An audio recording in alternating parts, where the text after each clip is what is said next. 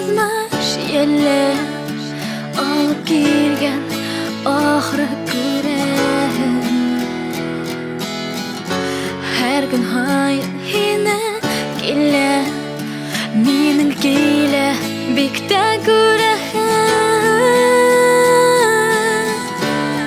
En yakın kişim en bitiz işim en tatlı düşüm vallahi yemişim altın gümüşüm yürek demişim yürekte yaktı yandım yin yürekteki tatlı hayalım yin yenimdeki yıllık yaşım yin köngüldeki yalgın ulaşım yin.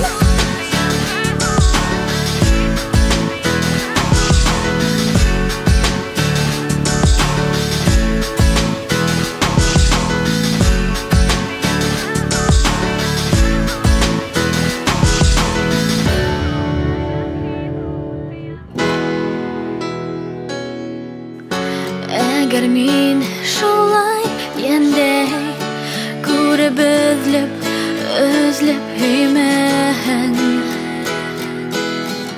atma sinem gülder göver matur kayım minin timen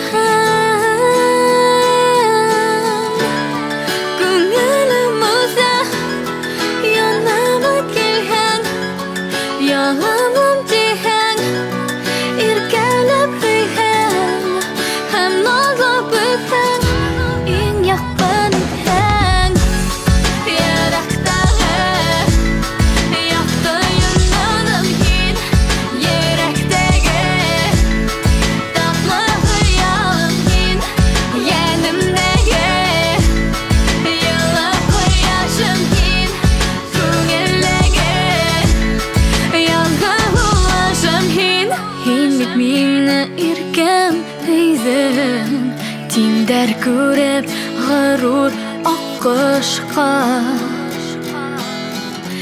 hinni minge bölek etken üçün rahmet eytem yazmışqa.